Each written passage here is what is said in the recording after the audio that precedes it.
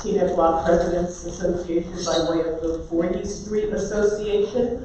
And at this time, I'm going to introduce our president and our moderator for the evening, Ms. Jackie Wilson.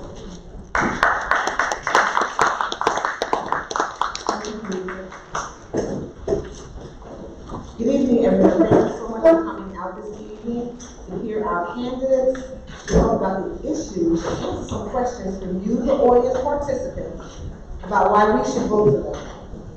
A lot of times we say we let people just come up and just talk and whatnot, but tonight we want to hear from you, and they're eager and ready to answer your questions. So as Teresa said, you have your index card. Please write your questions on the card. Print only. Print only. And someone will come around and collect your cards. If you have not signed the attendance sheet in the back, I hate to say attendance, but the roster sheet, please do so we are able to keep in contact with you with things that are going on in the township, if you so choose. Do we have any questions before we go on? Great. So what we're going to do now is we're going to start at the far end with Ms. Burns. We want each one of the candidates to introduce himself in 1 minute, and then we will go on from there. We have our timer in the front, our secretary, Lauren Singleton, and she will be keeping time. When your time is over, time is over. Okay? So we want it to be a light evening.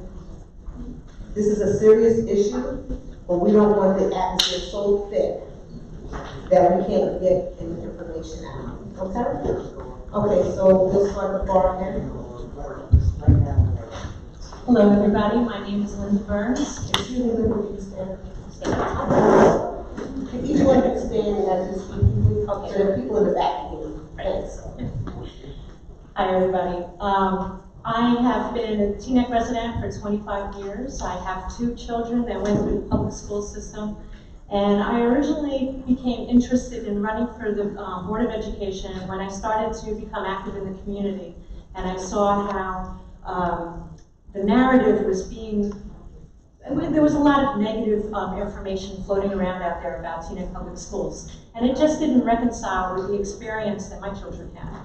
So I wanted to dig deeper, look a little further, and see what was at the cause of this.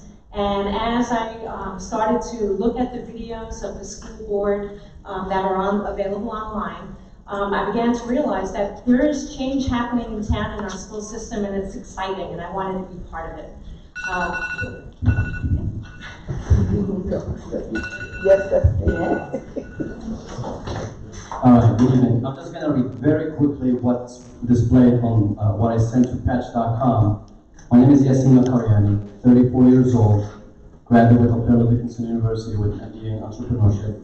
I'm the current chairman of the Advisory Board of Community Relations, adult advisor at the Advisory Board, Teaneck Organization Public Schools, organizing member of the 5K. I have a board program called Financial Success for Families, where I am a personal finance educator. I'm a former youth director at my mosque, and I'm the vice chairman of the largest Moroccan American organizations in New Jersey. And tonight, I'm here to have a heart-to-heart conversation with you. I encourage you to ask as many questions as you want, and we've never hesitated to answer them, be it in forums, physical or digital, or on social media. Looking forward to your conversations and your questions, and let's have a wonderful night. Thank you.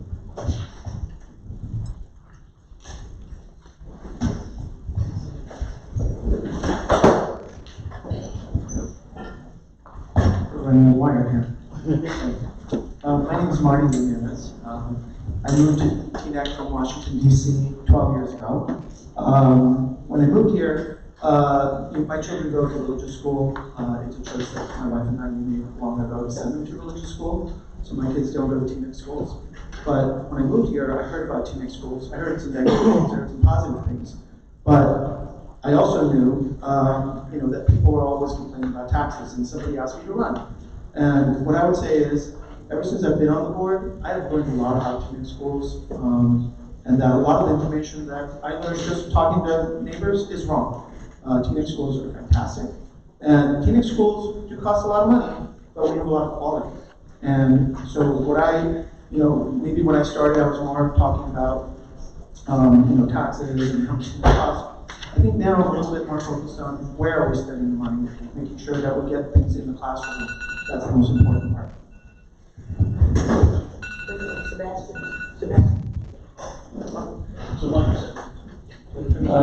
Use some both.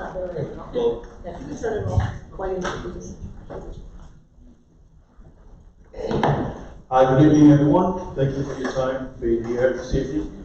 My name is Assn. I've been on the school board now for 15 years. Hard to believe that. But the reason why I continue to run is because I continue to support public education. I continue to support the Teaneck public schools. My two children are graduating from Teaneck High School. They went through the district. They're in college right now. And I like to see every single child in Teaneck be the same as my kids in that term. I believe we have a very good district. It is not a perfect district by any means, but I think we are on the right path to continue to improve the district every year and to show how well our students are doing without looking or relying on the testing that comes once a year.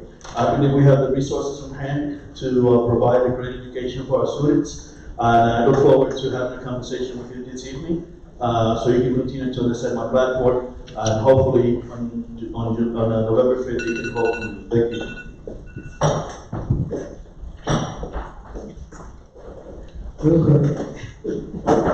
Good evening. First, I want to thank the NorthEast Teaneck Block President Association for hosting this traditional event. My name is Denise Sanders, and my story starts when my family moved to Teaneck for a better education for their children. Teaneck has had a long-standing reputation for providing quality education for all students. I am a proud Teaneck High School graduate. After completing my undergraduate studies, I immediately started working in the field of education. At the same time, I earned a master's degree from New York University and continue to work in education in the field of special education from that point forward. I decided to move back to Teaneck because I had started my own family. And because I treasure the educational experience and opportunities that I have been afforded, I know I made a wise decision. As my two children are products of the Teaneck public school system, now both successful college graduates, one with an MBA in marketing and the other currently enrolled in the master's program.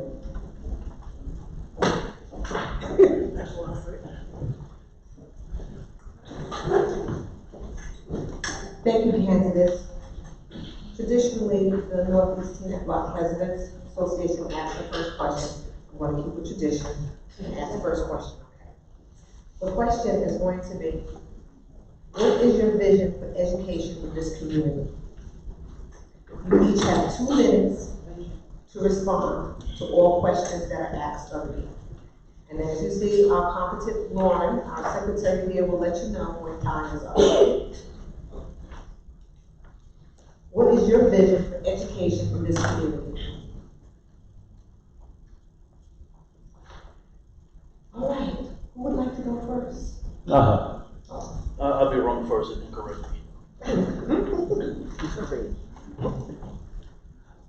a very good question, and I'll keep it kind of simple. New Jersey requires that all children receive a thorough and efficient education, and that's what's considered kind of the most basic, the most minimal type of education a child should receive. And I would like to expand on that. I would like to see us provide an inclusive education to our children, education that shows equity, and education that's also quality education.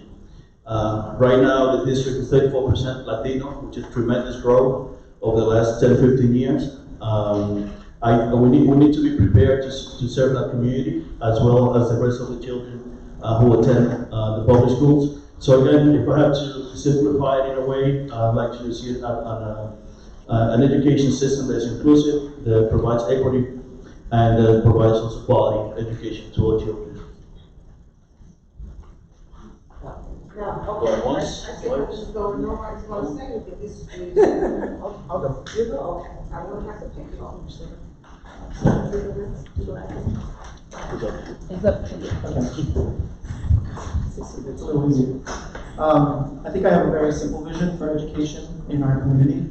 And I think it's to improve Teaneck schools, that we would make Teaneck a destination of choice for people who, there's always new people coming in, people retire, they move away. But when people move to this area, and a lot of people do, they look at the schools as one of the reasons to buy a house and to move to a particular community. And I would like Teaneck schools to be the schools that people say, I'm going to move to Teaneck. These are the best schools in the region. I think they're good. I think they're getting better. I think we have a very excellent superintendent. I share a lot of his vision for what he's trying to do for our schools. So that's all, luckily, even before we had our current superintendent, I thought that Vince McHale was leading the district in a very positive direction. And I think that's been borne out in some of the results that we've seen recently. I think that ultimately, we know that the schools are doing a good job and being effective when we see our students graduate from Teaneck High and they have choices, whether that's college or trade school or going straight to work, that they are sought out, that people say, I want to hire a Teaneck High graduate because they know what they're doing. Whenever we interact with Teaneck students, I'm always impressed. We have great students, we have great teachers. I think it's more a matter of building on what we've achieved over the last several years in terms of continuing that progress and that momentum up.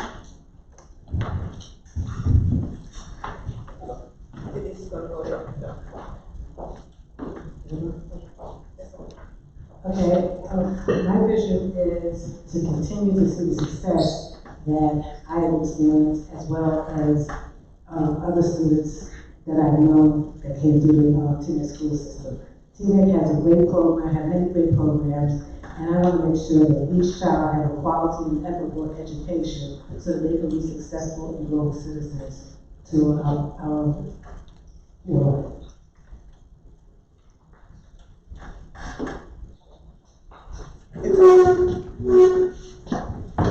Again, I'm here to have a heart-to-heart conversation with you.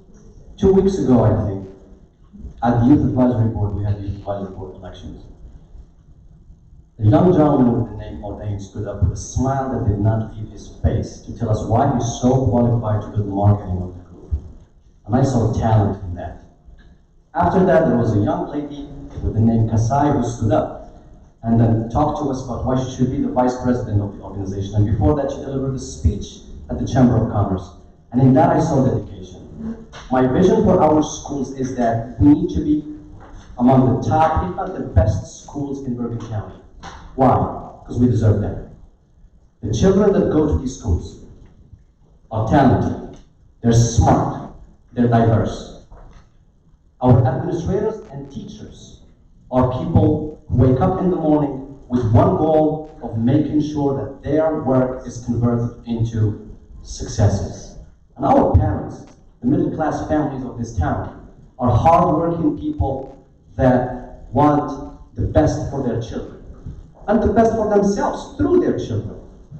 And what does that mean in terms of education? Because it affects everybody. It means higher SAT scores, higher graduation rates, higher pass rates in the AP exams, a better management of our resources, and stronger community relations among the different members of the Teaneck family.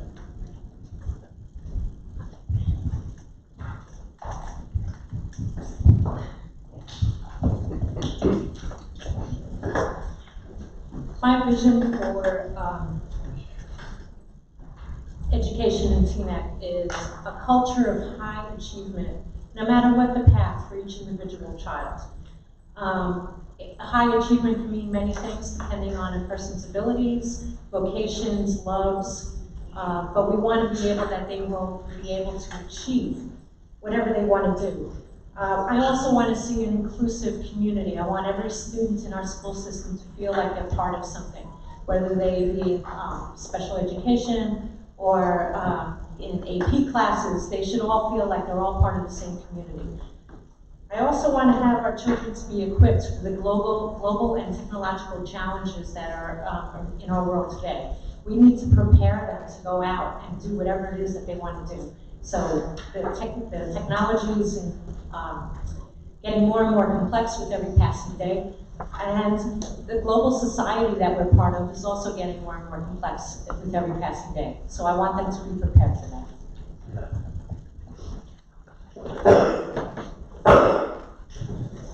Thank you, each and every candidate. I've had one request from the audience to speak clearly and so that their patients understand. You don't have to talk like that. You can have it done like that so they can hear you, okay? Okay, so we have questions. The first question is, what is your definition of equity as it pertains to schools? How do you envision supporting, minimizing the effects of the achievement gap in the public schools? I'll read it again. What is your definition of equity as it pertains to schools?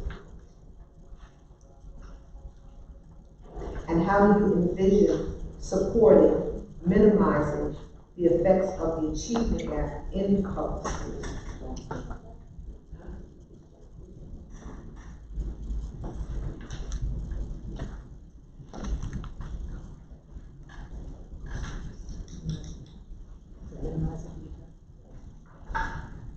How do you envision supporting, minimizing the effects of the achievement gap in the public schools?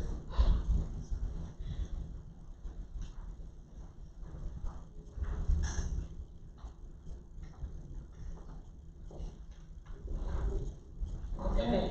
Linda? Okay. That is a tough question.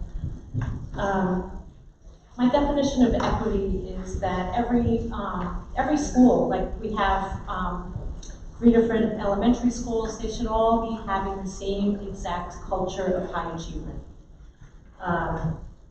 In order to address the achievement gap, you really have to have that culture, but you also have to have the support that goes along with it. You can't just have high expectations of your students and not give them the support that they need to meet those goals. So equity is really about making sure that every single student in the school system has the same challenges, the same expectations, and the same goals.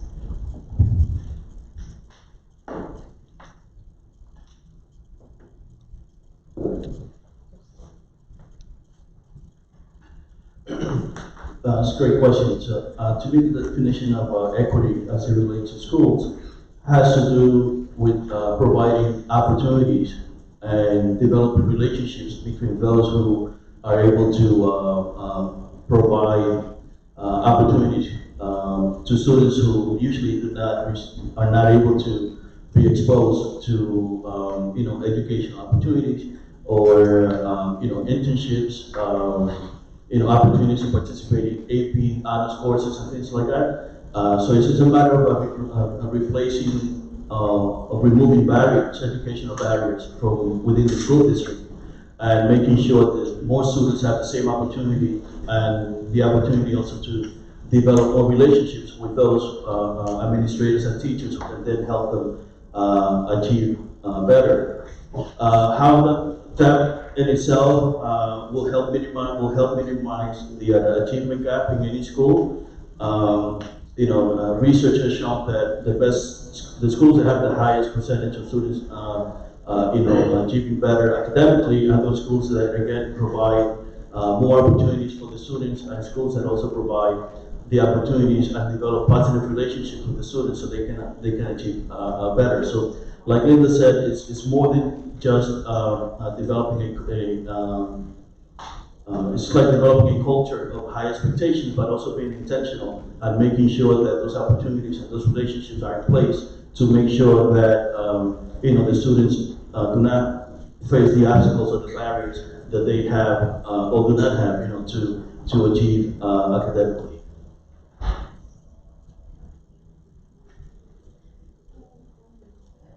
Like everyone else said, it's a very good question with a lot of details in it. So, my first thought was to be defining equity as making sure all, it's absolutely having the same opportunity for all students to reach their fullest potential, and based on the resources and the learning styles of the school, that we are able to make sure that all the children will have the same opportunity to take advantage to be able to succeed in the district. The achievement gap is what we're working on with the curriculum. And the curriculum, we have actually a new strategic plan that's being rolled out with our new superintendent. And that strategic plan is supposed to address our achievement gap so that all of our students can be successful in their terms here at the district.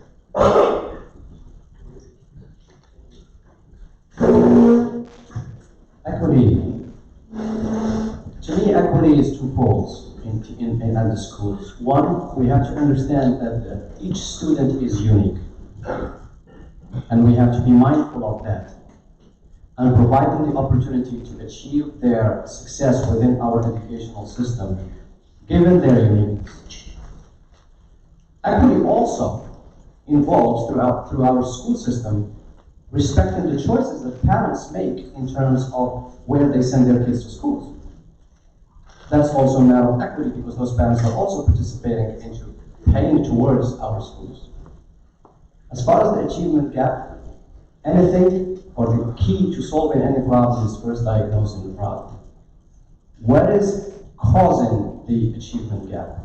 Let us look at that first. And then figure out what solutions are out there, and we have to leave that to the professionals to do. But in terms of my support to reducing the achievement gap, I think it's a given. Otherwise, we have a broken educational system that doesn't take into account that students are different, they come from different demographics, different situations. So equity, twofold, students and parents. And when it comes to the achievement gap, I'm all in, but we have to be very serious about diagnosing what the causes are of the achievement gap.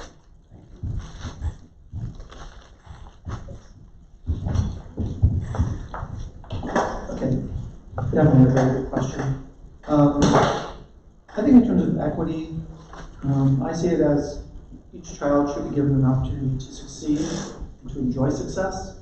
As Yassine said, I think our kids come to the school, different backgrounds.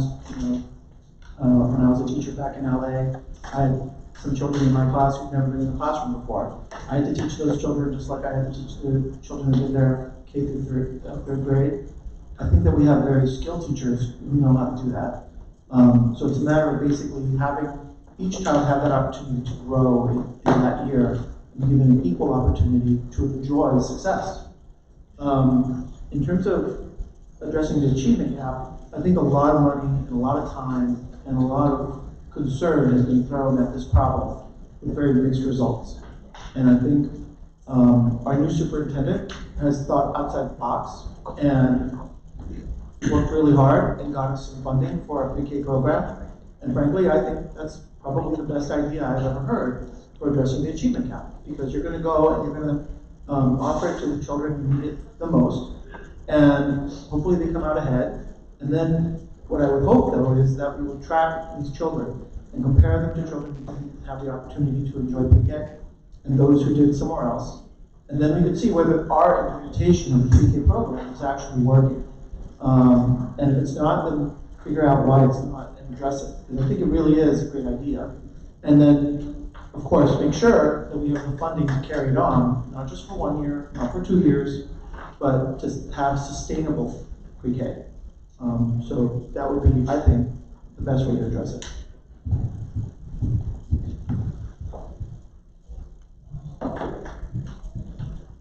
These next few questions are for all the candidates.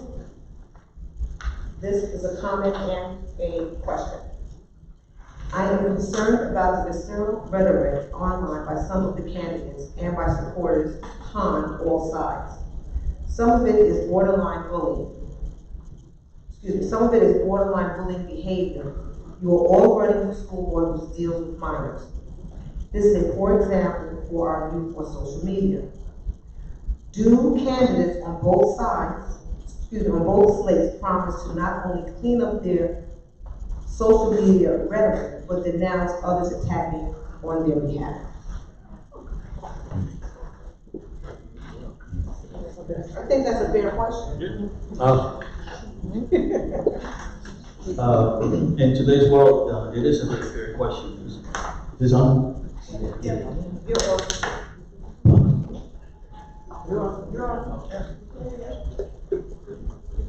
I think in today's world, for today's time, it's very appropriate.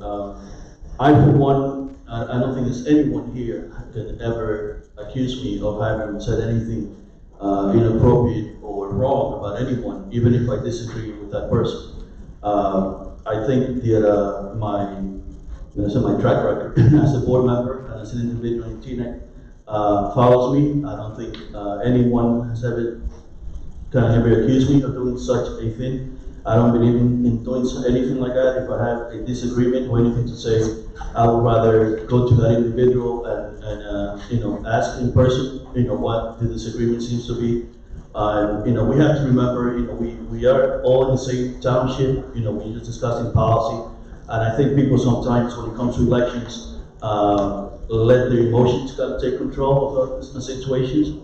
And we all need to understand that win or lose, we are going to have an opportunity to work with different community members and with different board members and so on. So then it will be very difficult to establish that relationship if you damage that relationship ahead of time by posting things that are not inappropriate, things that are wrong, and things that are divisive. So again, I'm the first one to respond to that question because I'm extremely comfortable knowing that no one will ever accuse me of doing such a thing.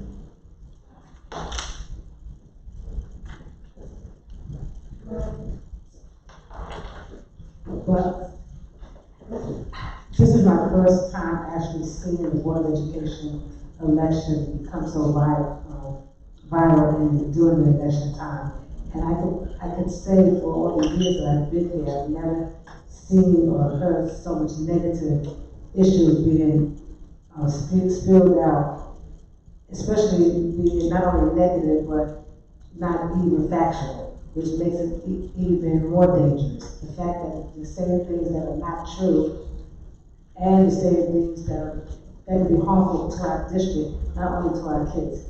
I'm not a social media person, that's not my forte, so I leave it up to my kids, and my kids know that I don't want to hear or see anything on their side negative as well. So I try to demonstrate to lead an example so that it can be taken care of in my house, so that I won't be demonstrating something that I see my kids doing in a negative sense. I think that the negative issues are a coward's way of not being able to address the issues of concern. If they have some concerns, we at the board always invite people to come and talk to us, say what's on their mind. We have no problem with addressing. It's okay to agree, not to agree. But my thing is be as courteous and respectful as possible, because we have too much negativity out there already in the nationwide, and Teaneck has never had an issue brought to this community, and I don't give a shit. I'm not to stay here. Thank you. Next. Linda.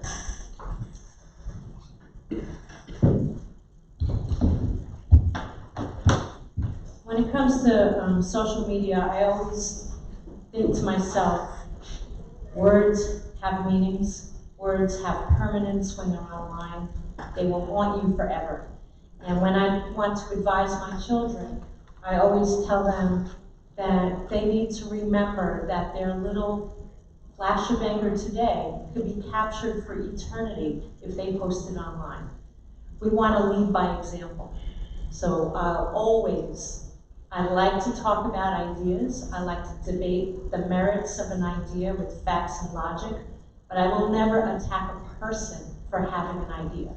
And that's the way that I conduct myself personally, professionally, online, offline, and I'm hoping that my children are following my example.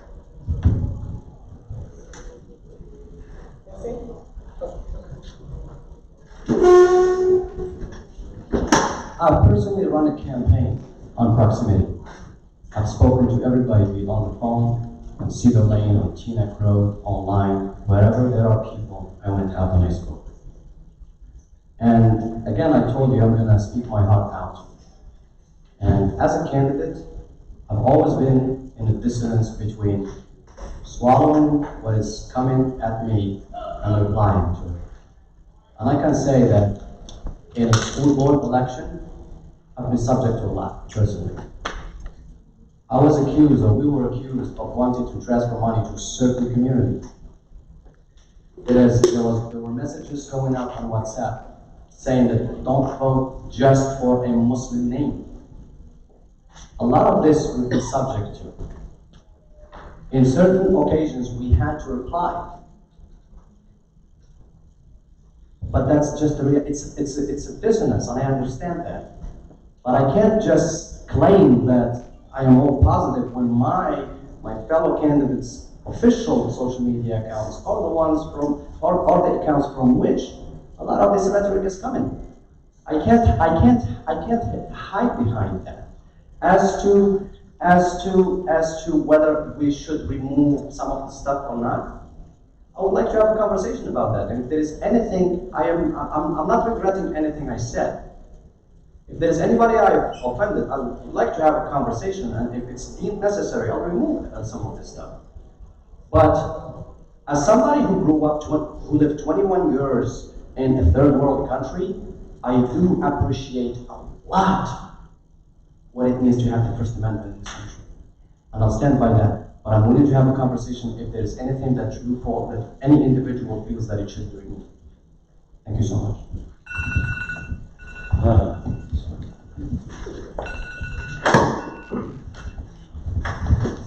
Okay. Well, I think it's fair to expect the same level of respect from our fellow candidates that we expect from our students, from our children. I think that generally, if anybody here who's attended a Teaneck Board of Education meeting will see, that tends to be the case. We really do argue the issues. It's never personal. I've had heated arguments with almost every member of the board, and I can honestly say that after it's over, it's over. We move on. And that's happened several times recently, and I'd like to see that continue. On the other hand, people have the right to say, what they want. It's a free country. I would just ask them to remember it doesn't mean that you always should. And I work on a trading desk where people message each other all the time. I'm going to do this, I'm going to do that. I always tell them, definitely sort of what Linda said. When you press send, it's forever, and you shouldn't do that unless you're comfortable seeing that on the cover of the New York Times. It's a good thing to think about. It has kept me from sending a lot of emails over my entire lifetime that I might have regretted later. But I think, generally we do have a baseline respect for each other, and I think that it would take more than just one or two candidates to change that. Sometimes things do need to be argued, of course, but I would like to think that after that's done, we move on. We move on and we do the business that we're there to do for the students and for all the other professionals who work in our district. Thank you. I'm going to address this next question. It says, why are El Pidani and Ramirez always allowed to speak last? They can speak whenever they want to. I'm giving everybody a choice, but if no one says anything, I will start taking. Okay, that answers the question that one. Can I address that? Sure. So I'll be the first to address that. Part of that is maybe because there's been other fora that we've attended, and I think there's been some, use of Mr. Rodriguez's name for mine. So certainly I've probably benefited from that. I think I'm just not using it right. I think in a previous forum, there was something happening with the moderator where Mr. Rodriguez's name was being used many times. And obviously, since he's Rodriguez, I would let him go first. But, I have a problem going first. Take the next question first. It's certainly easier to answer last, but we're not trying to copy each other here. We're trying to show how we're different. So, try to do better on that. Folks satisfied? That's your point. Next question. I understand that the Teaneck schools are now more than 30% Latino. Can you please speak to the specific needs of this population and how you will respond to them? Should I go first or people?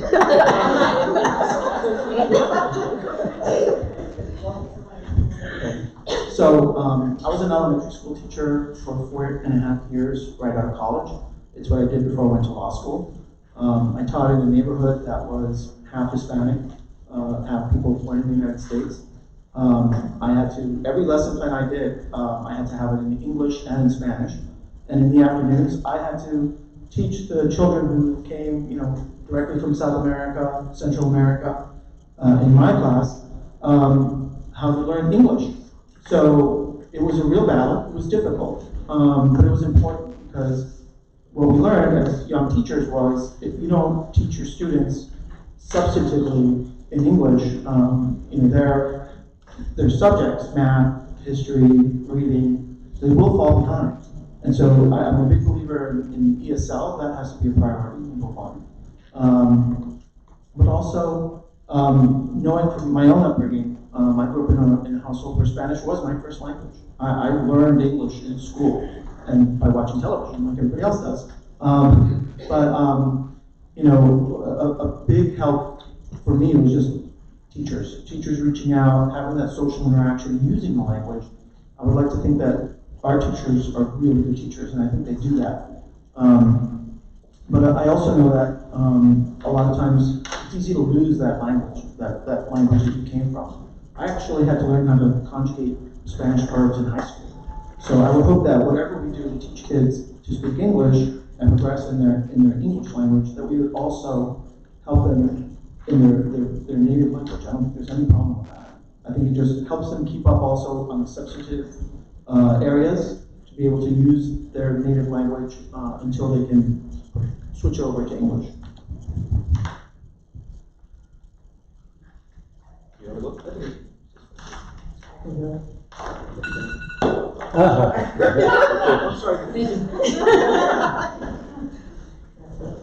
Well, I think there's a little more than 30% of Latinos in our district, and we've always, on the board, we've always made sure that when there's something, information that needs to go out, that we were able to have it in both English and Spanish.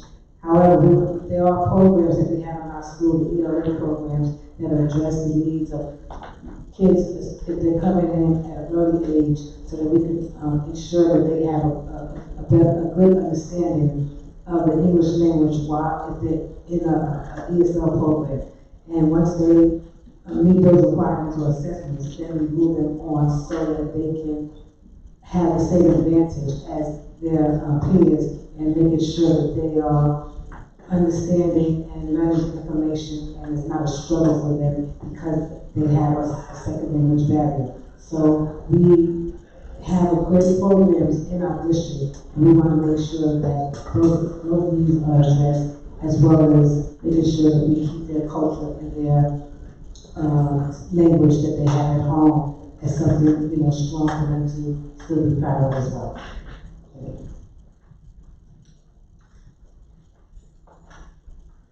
Well, I have been very vigilant of the demographic over the years. When I first moved to Teaneck, it was about 10%, the Latino population in Teaneck. It is now 34%. So I continue to pay a lot of attention to it because I would hate for the district to do what a lot of school districts do throughout the nation, which is basically not to get to know the families. And it starts with that. You need to do in an intentional way, get to find out who your families are, who the students are, surveys, inviting them in, do activities and events that are cultural relevant, so you understand who they are, not necessarily come from the perspective that people need something, but from the perspective that people are resources, right, and you can work with them. He also starts by Making sure that the curriculum is reflective of that population. You know, like I said, programs. Make sure that the history, literature, the staff reflects the population that you're working with. Make sure the parents are engaged in the schools, and connect with Latino organizations in the town, in the county, to make sure that you're connecting with them, or those organizations can help the district connect with them. What I also, like I said, I would hate for anyone to assume that because we have a 40% of free and reduced lunch, that everyone associates that with the growth of the Latino population in town. So we need to make sure that we know who these families are, what they need, the children may have or they need, and so we can service them in a very intentional way, as opposed to try to guess and do it in a wrong way.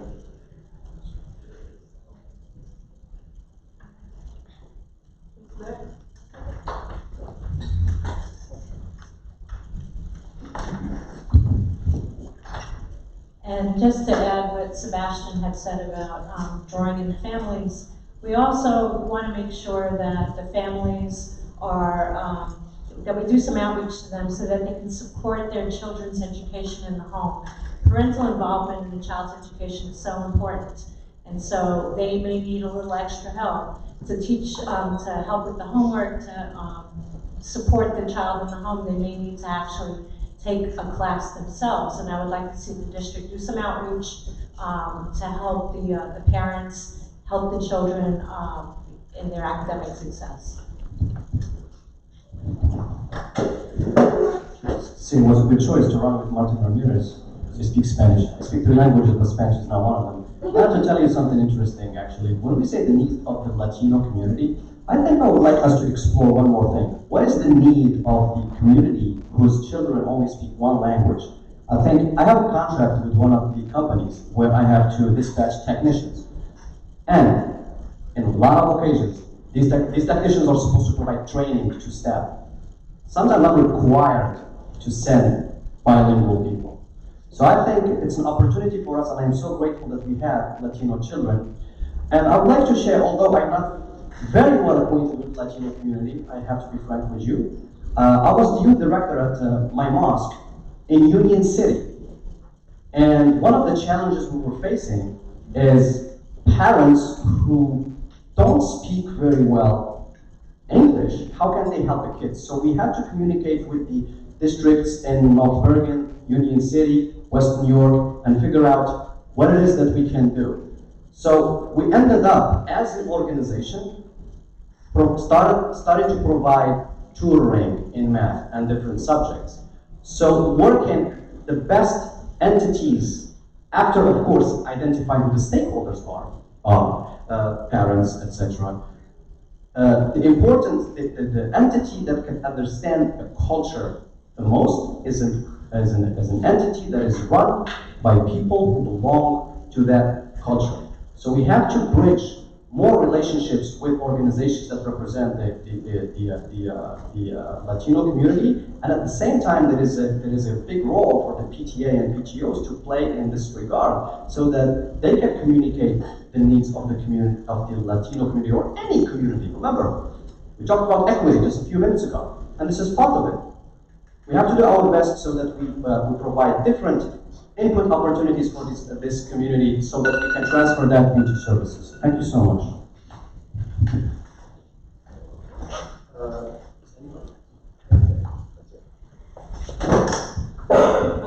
This is for everyone. In the past, the Obama administration had a healthy youth program initiative. Louder, please. Sorry, y'all. Forgot myself. In the past, the Obama administration had a healthy food program initiative. What role would the elected officials have to keep the healthy food program going? Shall I say it again? You good, Justin? You're good? Want to go first?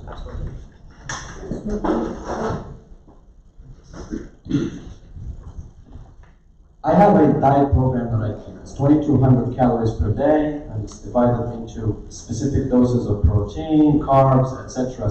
Why? Because even though I was 31 years old, and you can tell by how I am, you wouldn't imagine that I have a high level of cholesterol, but I did. So I decided that health or food is a very important component. Not only is it flashy and fancy to say we're gonna eat very good food, I think it's necessary for the well-being of children. So if we have students in our district, I have to be honest with you and say I'm not very well acquainted with the program that our moderator has described, but I have to say this. If there are children that get lunches from the school, that lunch has to be healthy. And I don't know if this is a rumor or not. Several times I heard, well, I received expired milk. I don't know if that's true or not. I mean, like, it happened a few times. I'm not sure if it's true.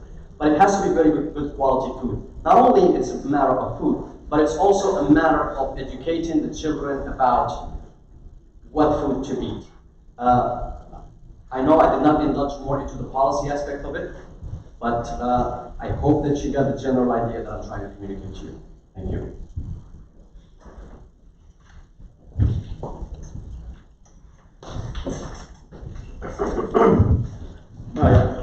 Hi.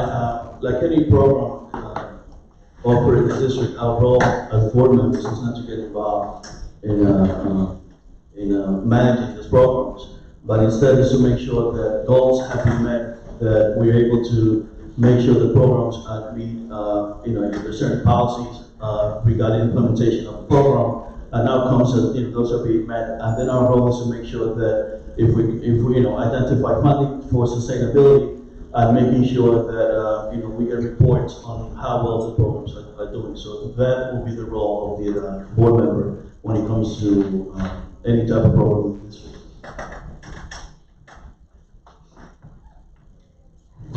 Well, I kind of looked at a couple of things, because the food industry has always been a major concern from even when I was attending school here. However, our students are very vocal with making sure that their nutrition or their meals are addressed. Our students have brought to our attention that they were somewhat not pleased with some of the food that we had in our school. And the only thing we can do, like Sebastian said, is we can bring the challenge with information to the superintendent, so that they can make sure that the food companies that we are hiring to keep our children happy as well as healthy. So the only thing that we've always done is to make sure that our kids needs are being addressed, and making sure that we're not just being complacent with the services that we provide.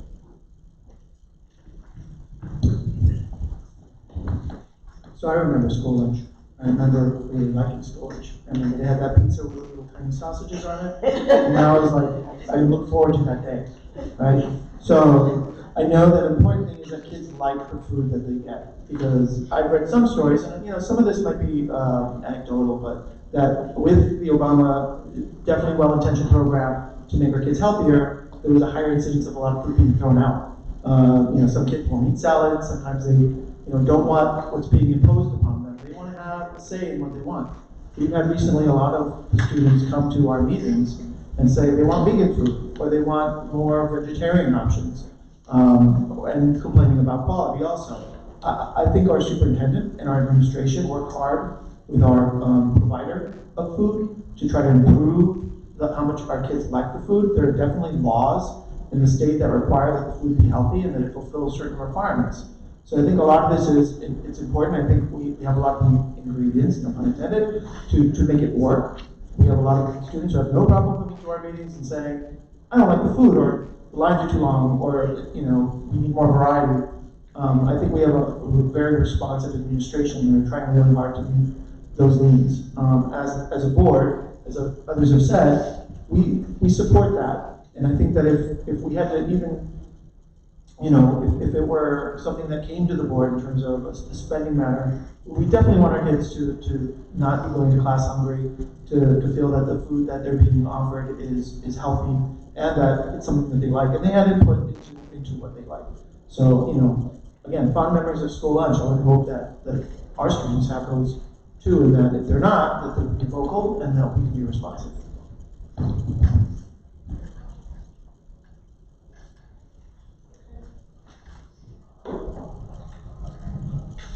The next questions are going to be targeted. We have questions for the 3 incumbents, and then we have questions for the challengers, okay? So, for our 3 incumbents, 3 incumbents, all 3 18 candidates mentioned changing demographics in their legal women voters questionnaire response. Can you please elaborate on this demographic concern? I certainly want to ensure that all children in Teaneck receive the best possible education. That's for the incumbents.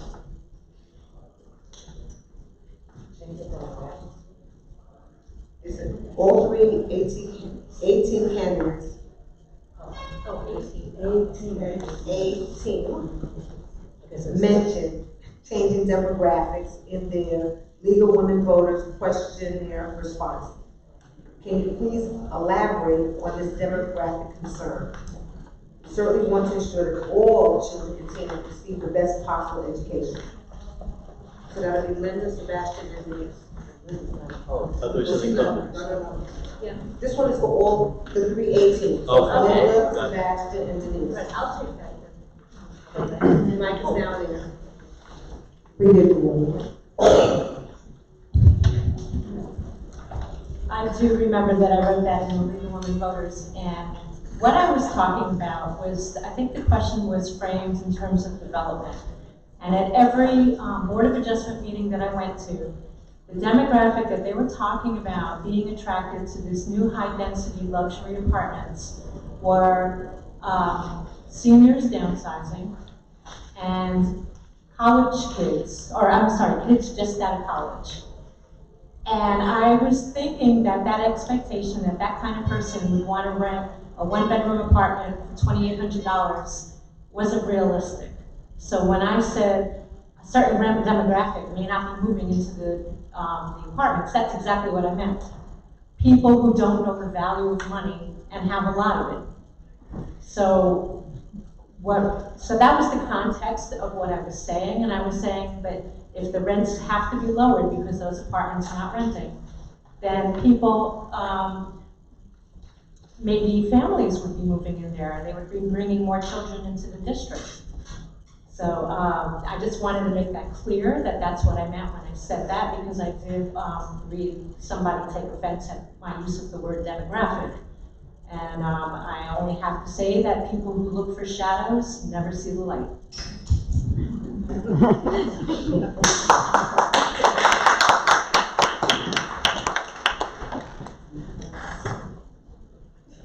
Okay. I'm actually trying to read the statement since we did this a while back. And it was dealing with, I guess, the pre-K program and the influx of new developers being brought into the Teaneck area where we'll be able to have the Teaneck school be able to address those needs. And I did indicate that in a diverse community like Teaneck, we need to look at seriously implementing programs that will work to elevate the academic achievement of all students with different learning styles. Because there will be getting a large group of new kids into the district, that may be something that we need to make sure that we implement in our schools. And I did say that a significant challenge would be the inability, not able to meet the demands of the changing demographic groups attending. I don't think that our Teaneck Public School will have that issue right now, because we will accept all kids in our public schools, and we will address all of their needs, because that's what the Teaneck Public Schools have always been about.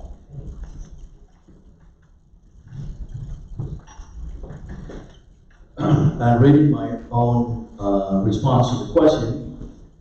It was twofold. One, about the number of children expected to attend the public schools, which according to the report was about 60 children, which that in itself may not have an impact on the schools, unless, all 60 are like from one grade, where you have to hire, a teacher and get a classroom. But if it's spread out on 12 grades, it's gonna be very minimal impact. The other point of it that I made is that, on the other hand, anytime you have a change in demographics, and we are talking about people here, and since, anytime there's more people moving into any community, whether they look all the same or they don't look the same, it is demographics, so as far as I'm concerned. So that's what I was referring to. So anytime you have, 1,200 people perhaps moving into a small community like Teaneck, it's going to have an impact. And our role, as I said on the question, is to make sure that we all get to know each other and work together to improve the community. I don't think there's anything malicious about it, and I do hope that, whoever ends up moving in, is able to embrace Teaneck, like we all have, but come from other places, and that, we continue to make Teaneck the type of community that we all want for us and for our children.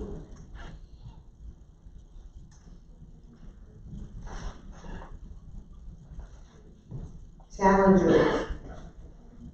What change do you anticipate making to the current culture of the Teaneck Board of Education?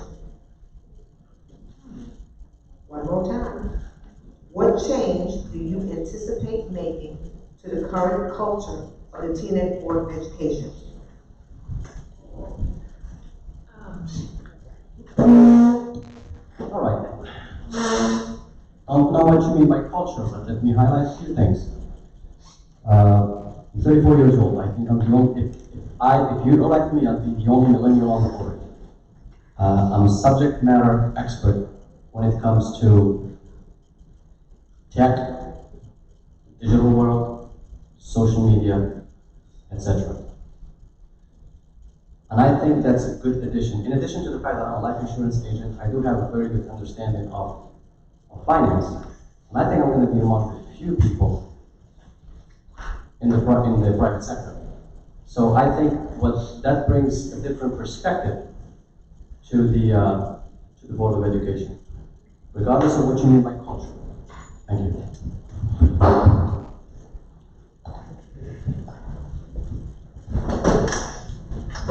In the past couple of weeks, Denise, Sebastian, and I have been fortunate enough to be invited into people's homes so that they can learn about us.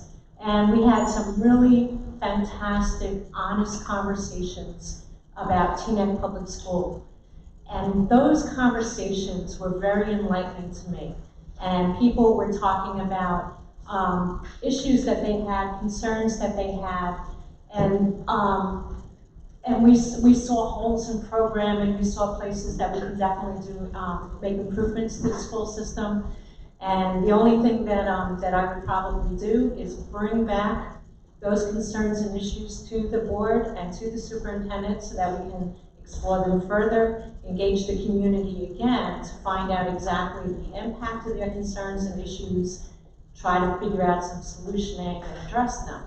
So as far as culture of the board, I'm not exactly sure I understand what the culture of the board is, but we're going to what I would be bringing back to it is the ability to draw out a specific concern and issue, get to the heart of the matter. I do that professionally as a project manager.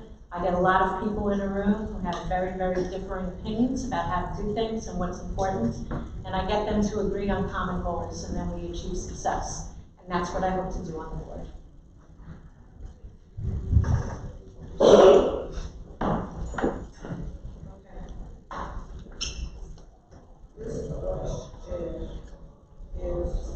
for Mr. Ramirez and Mr. Del Fernando.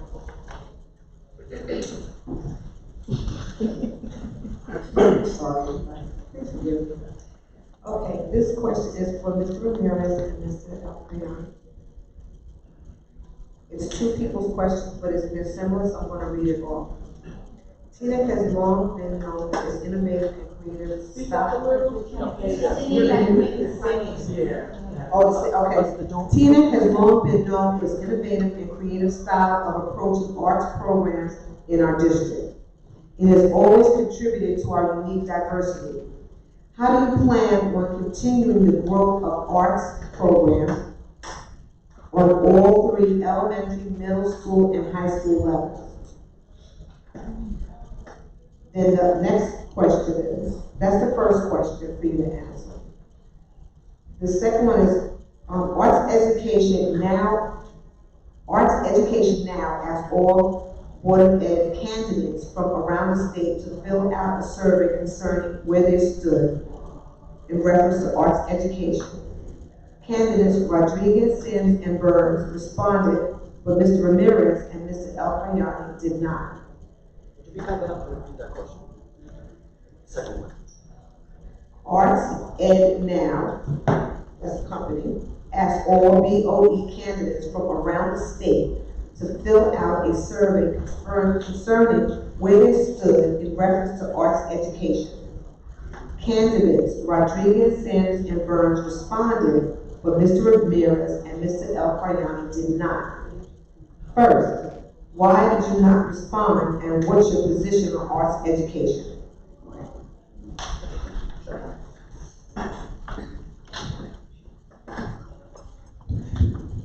Okay. So I'll go with the first question, which is how do we plan to continue the arts programs in Teaneck? It's both of them. People bring them up all the time. There are times when we have new arts programs that are recommended to us. Sometimes they require spend, and that comes to the board, and I 100% support the arts in our schools. All of my children, again, I'll be frank, my kids don't go to Teaneck schools, but all my kids are into the arts. They all do a lot of art, and I think it's a huge benefit. I know that for some kids, sports can be a real release. For other kids, it's singing or performing in the school play. And if my kids didn't have the arts, I don't think they could do all the other things they do at school. It's really what they do to sort of blow off steam. I'm a big believer in that. And again, not every kid does sports. My kids don't do sports, so arts really means a lot to them. As far as arts education now, I would expect that if I looked in my Gmail, I will find it in my spam folder because I have no recollection of having received it. However, I'll tell you exactly where I stand in reference to arts education. I also, as a young student, I took art every single time I could. I really do believe that if we just have kids doing history and math and reading, they're not really developing their full selves and really not reaching into themselves and expressing themselves fully. So, I can't say enough about how important I think art is. I don't think it's come up as an issue that we don't want to fund art. Certainly there are times when budgets are tight. I would like to think that if we ever, hopefully not, if we ever have to make hard decisions, that art is given the same status as sports or some of the other important, extracurricular activities. I know I have one of the most difficult names to spell, and actually as I walked in here tonight, I was told, well, you never responded to us. And then when I checked my email, I realized that an email was sent to my work email, which I don't necessarily use for this kind of stuff. And it was sent to my personal email, misspelled, ELKSRYSNI. I just looked up my mailbox right now. I don't have an email from any organization called Art and Now. That's the name.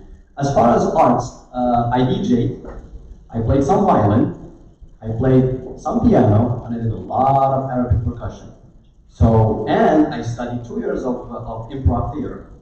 So I'm into arts, and one of the things that annoyed the heck out of my father with me growing up is that I would change my mind about which instrument I want to play and all these different things.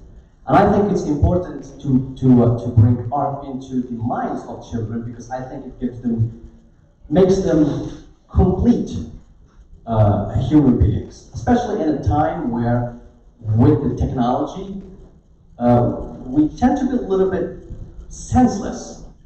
So, and I must highlight one thing. My role as if you elect me, as the Board of Education, will be to give you 100 cents of education to your children on every dollar you pay in taxes.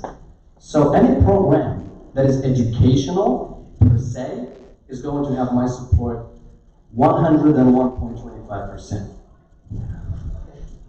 Thank you. These questions are for the incumbents. How often have you entered any of our school buildings? Really? Incumbents? Incumbents. And then what is your attendance record?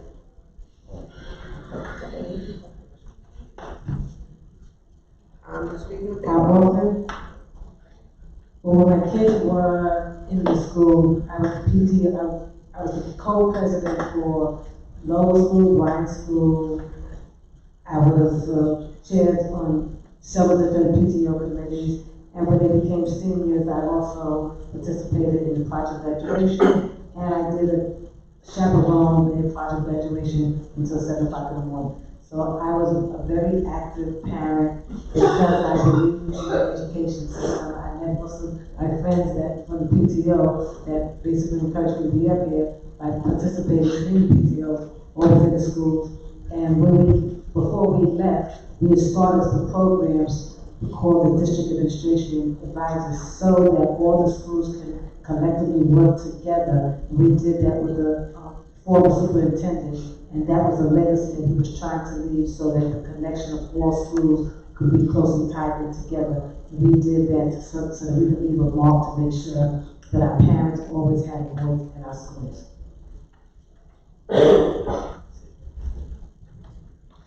Well, for a fact, I know that I've been to Bryan, BF, the high school because my kids went there. But seriously, I have actively attended all 7 schools. I know the schools quite well. This even before becoming a board member.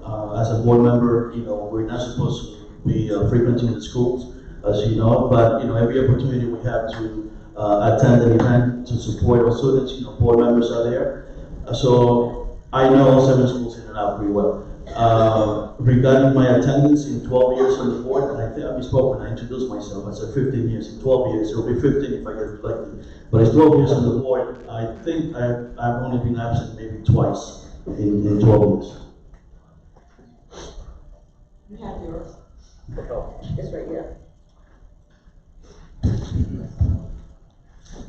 Okay, so I work in Stamford, Connecticut. It's pretty far. So usually it takes me about an hour and a half to get home from work. So usually by the time I get home from work, a lot of the events that are planned, usually right after school, are over. So I would say that, primarily the school that I walk into the most is obviously Teaneck High School. But I was a teacher for 4 years. I think I know what schools are like. I think I know what principals are like and what students are like. I have children. I go to their schools when I have to go to parent-teacher conferences. So I don't think that I'm necessarily missing a lot about Teaneck schools culture coming into the schools. I think we get a lot of what we understand about the schools actually from the schools coming to the board meetings and presenting. Certainly, I could probably do a better job to try to attend more events. But again, I do have a long commute from work. I try to make all the board meetings I can. I think I probably missed a handful in my 3 years on the board. I don't think it would be very many. And as far as showing up when we need a quorum, I think people can count on me because there's times where it's just hard to get everybody in at the same time. And on those times, I've gotten those phone calls and put other matters aside, both my professional matters and my own personal family. So I definitely made the time for Teaneck schools. I show up prepared. I take questions from anybody who wants to contact me. I'm available. So I do try to make myself available since I'm not available in person all the time. Thank you. For our challengers, how many full Board of Ed meetings have you attended?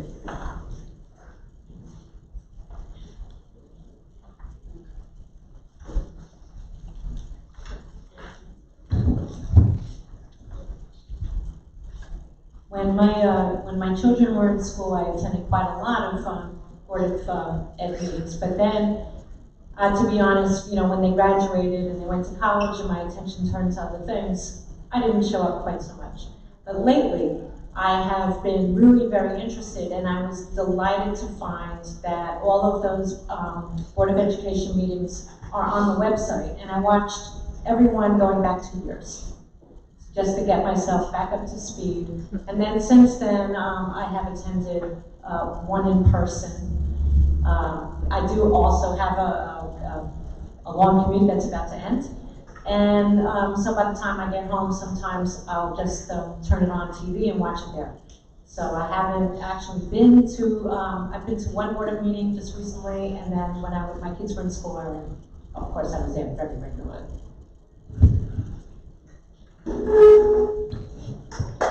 Okay,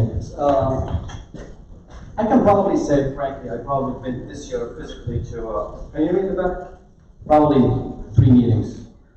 And I would like to say, but I do watch a lot of them by video. I can't claim that I watched the full video. I'm guilty. But I have to share with you a story that happened at one of the meetings that I attended. If I can take advantage of my 2 minutes. At one of the meetings, I discovered something that was very touching. I discovered that we have a number of homeless students in Teaneck. I never knew that. So, and we went ahead and took that to our advisory board on community relations. And that's an item on our agenda. We don't want to address it or work on it until maybe November or December. But that's where I stand. I mean, I probably attended 3-4 meetings this year. I try to learn as much as possible when I attend. I watch some videos, but that's what it is. Thank you. Thank you. Excuse me. This question is for Ms. El-Kariani. Someone in our audience says we need transparency. You say you're gifting $6 million to the Teaneck Board of Education. Where, details please, are you getting this from? That's question 1. What buildings are you constructing for free? Why, and what are they getting in return, and is this really a gift from you? You say you can do tours of these buildings, of these places, when? All right, so just to put everybody in the perspective of the question, this is related to the pre-K project. All right, so there is a plan in place where we are about to spend $6 million or $5.3 million per the current estimates on construction, including $2.7 million for an administrative building. I went to pre-K in a third world country that spends $800 a year per pupil. And I think it's logical that every child in America must have pre-K, because I think it makes total sense. I'm all for pre-K. I am against the way we're doing our expansion because we're relying on grant money, which, and the governor of New Jersey explicitly said it, in Teaneck, are only guaranteed year to year. If we read our grant application, we will find that that grant application encourages collaboration with existing pre-K space. And we have a lot of them here. Why is that important? Because if you use the grant money and then you collaborate with existing space, existing community-run entities, if you run out of grant money, you're not stuck with $5.3 million in construction.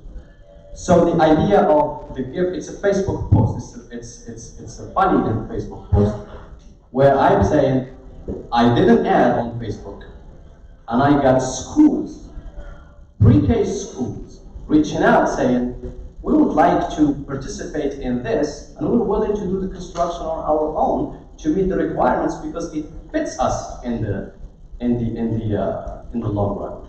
So that's the background of the question. And there are already classrooms in town that we should explore. Thank you. Thank you.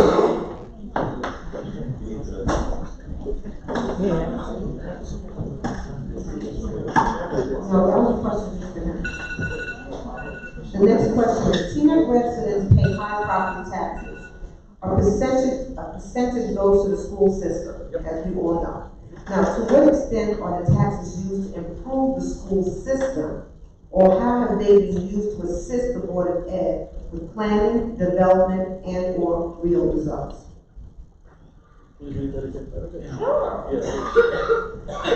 Teaneck residents pay high property taxes. A percentage goes to the school system. Question 1, to what extent are the taxes used to improve the school system? Or how have they been used to assist the Board of Ed with planning, development, and/or real results?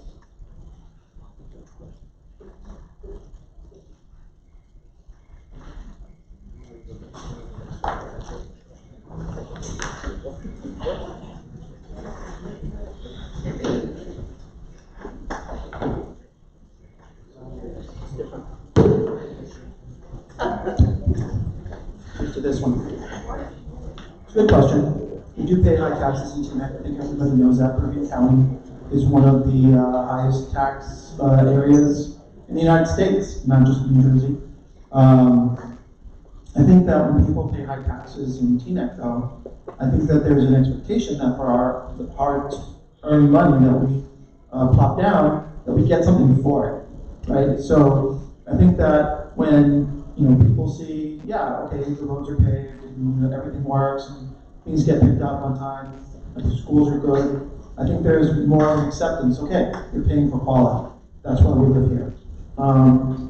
Now, in terms of the funds that are given to the schools from taxes, you have to understand that in terms of our budget, that every meeting we're basically approving budget items. That's basically most of what we do. Is going over all the budget items and then determining which ones to approve, which ones not to approve. Many of these items are basically required by either contract law or state statute. It's, we have a lot of bills to pay. We got to pay the teachers, right? That's contract. Every time we meet, we approve paying the teachers. It's a big spend.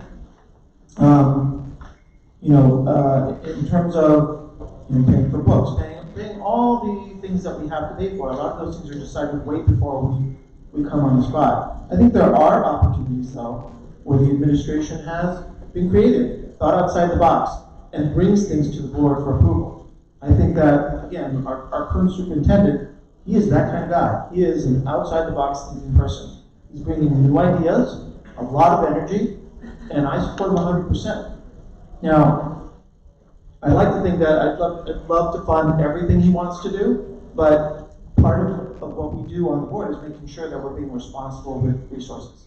So we listen to the superintendent. We definitely want to support everything he does. I think he has a lot of great ideas. We want to make sure that we support the best ones and triage where we put the money.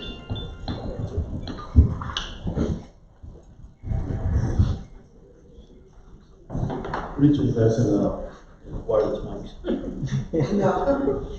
Okay, so very good question. I'm going to try to answer it in a way that kind of makes sense to everyone. First of all, the taxes, right? How are they used? Well, they use obviously for planning. Everything we do in the district, everything the administration does, everything we approve is evolves from funding. That includes hiring staff, transportation, special education programs, equipment. For example, we just provided laptops for all children from middle school on throughout the district. We're trying to expand that to elementary school in the next year or two. So obviously that costs money. That takes planning, right? Trying to determine how much money to save to make sure that your goals and objectives are being met. When people say that a lot of money, that we pay a lot of money in the schools due to taxes, it is true, but it is something that every single school district, over 600 that in the state, do. We're not unique to that aspect. The state determines how much of a local share goes goes in the budget, right? And then they determine how much aid you're going to get between the difference between your local share and your overall cost. So again, it's a formula that the state determines, is a formula that the state funds. For 7-8 years now, we have been underfunded. The state gave us a little bit more funding at the end, before the end of the year. Last year, $500,000, because they realized that a number of school districts, including Teaneck, have been underfunded for over 7 years. So again, when we see opportunities like the pre-K, where we have an opportunity to take advantage of grants and programs that will benefit the children, programs that are going to have an effect, a positive effect on the education, on the achievement gap, we cannot say we support certain things and not the others. We have to look at everything holistically, from a big picture, and understand that every decision we make has an impact on financially and education. Sorry, penalized 15 seconds.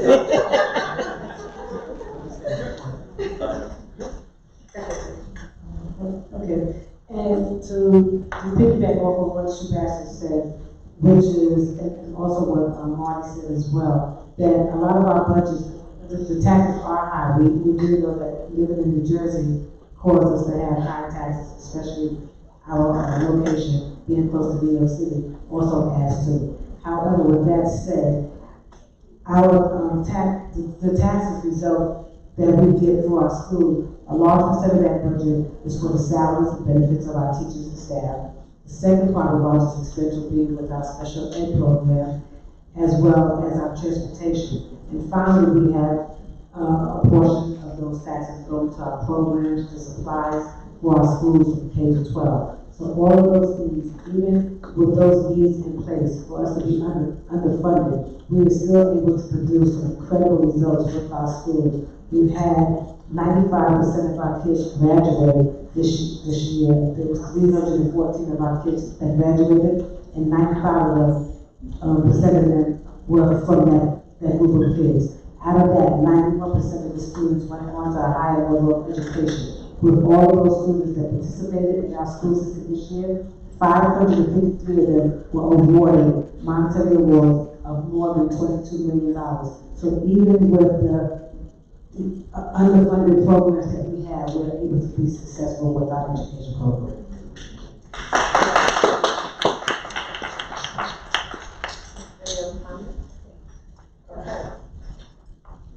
But this is what they come from. You want to comment? Right. If you want to know if you're paying too much for something or too little for something, you have to do two things. You have to look at the history of prices and you have to benchmark. So let us look at the numbers. We are paying $5,000 over. We're paying more. Each household in Teaneck is paying over $7,000 more than households in Bergenfield. But the Bergenfield students, there's 5% more in their graduation rate. There's a reason behind this. If we look, for example, at the pre-K program, I want to take as many grants as possible. But today, I don't see any plan of how we can pay for that pre-K. Well, I think maybe we're just going to pray for the money, but we're going to. How are we going to pay for the pre-K program if we run out of grants? There is nobody who has a plan. But it looks like if you run out of the money, it's coming from taxes. Also, if we look at our spending, it increased 11.3% last year. And if you look at the budget, you'll realize that the percentage increase in the classroom is not the same. It's a little minimal compared to what has gone to non-educational areas or items in the budget. So one of the areas that I'm running on is fiscal responsibility. And then we cannot run our town based on emotions and hopes. It's a matter of numbers. A board member, in my humble opinion, is somebody who has the fiduciary duty to make sure that your tax money is going into the education of your kids. And my priority, the classroom.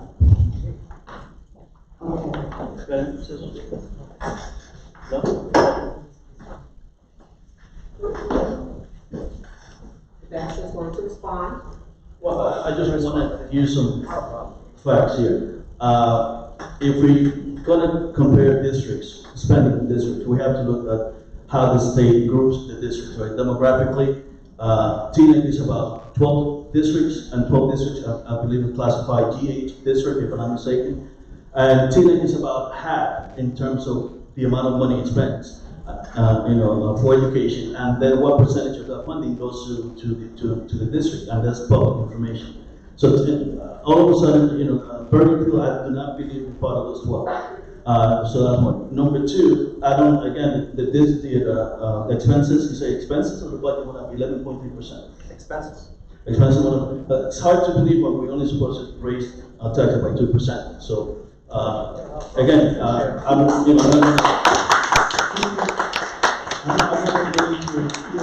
am in the finance committee, Marty's in the finance committee, and I think any one of us would have a heart attack if we saw 11.3% increase in that. And then the other thing I want to mention is the pre-K program. Again, it's a unique opportunity to expand and also provide education for our students. One thing that people forget when they talk about the cost of the expansion is the yield of what the pre-K is going to bring to Teaneck. The cost per student is about $13,200 per student. So if we bring 387 children and those children remain in the district, we're going to be yielding over $4 million, which is technically state aid, because those children will remain in the district and there'll be extra aid from the school district. So let's not only look at the negative of the cost. I'm not saying we should not. There were plenty of discussions in the finance committee about how we're going to pay for it, sustainability and so on. But we also need to, again, take advantage of a unique opportunity and also understand the long-term benefits that it's going to provide the district. Linda? I don't think I can follow that. We want to know, I would like to know. Well, why would you give him the opportunity to respond and not me? Because it's explicitly calling that my numbers are not right, and I would like to show you that. You have 1 minute. Well, I'll take 30 seconds for that. It's not a problem. Okay. Let's look at our expenses here from 2017 to 2018. Okay. In 2017-2018, the expenses were, this is from general current expense, $83.6 million. How much? 83.6. This is on the website of the school district. The year that follows, it's $93 million. Simple math. 11.3% increase. Those are our expenses. And that's from the general current expense. We're not talking about the budget. These are our expenses. So you can look at that. It's public information. It's on the website. Look at it. And then feel free to let me know if there is anything here that is not accurate. Thank you. Did you have a question? Or you have a statement? Okay, we have a piece of information. It says, the cost of busing and special education is far higher in Teaneck than it is in other surrounding districts. That's just a comment. Next. What ways did you participate in the district's strategic plan? And can you share 2 major components?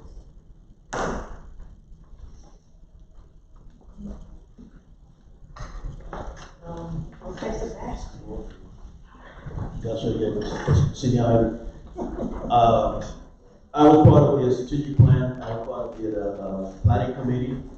I attended maybe 2.5 meetings out of the 5 meetings that we had. And obviously, as a board member, we'll have had the opportunity to review the strategic planning before it became public.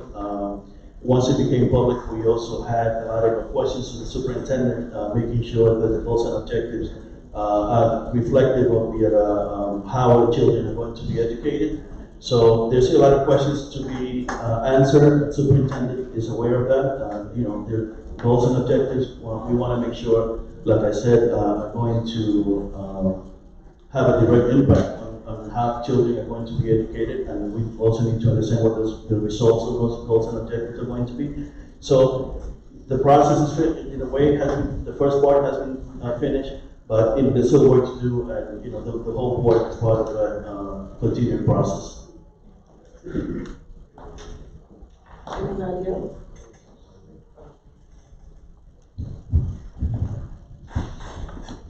I'm trying to think of specific parts of the strategic plan that we approved.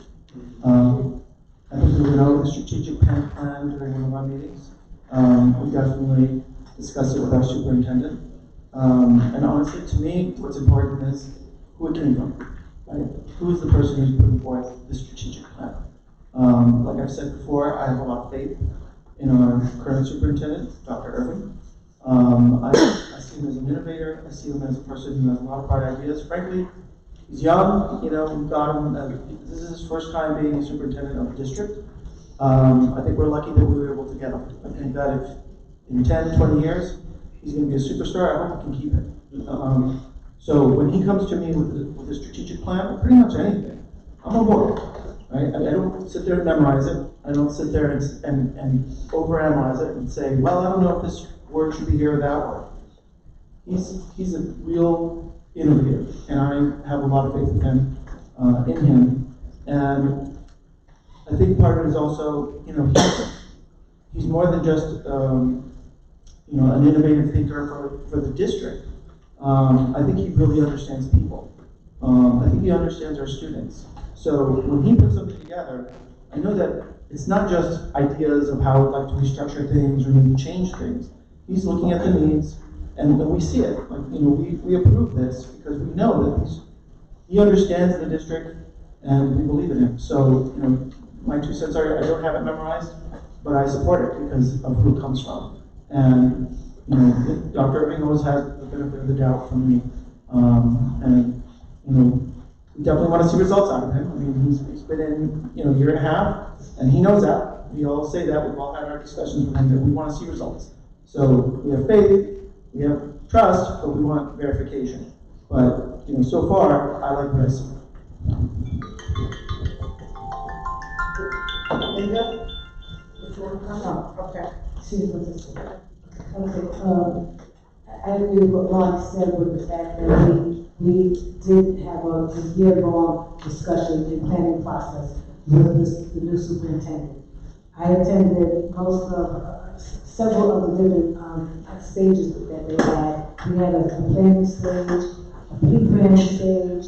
We also had the information that we gathered. There were surveys that were mailed out and set online that most people participated in. We had a pretty good response for that. We had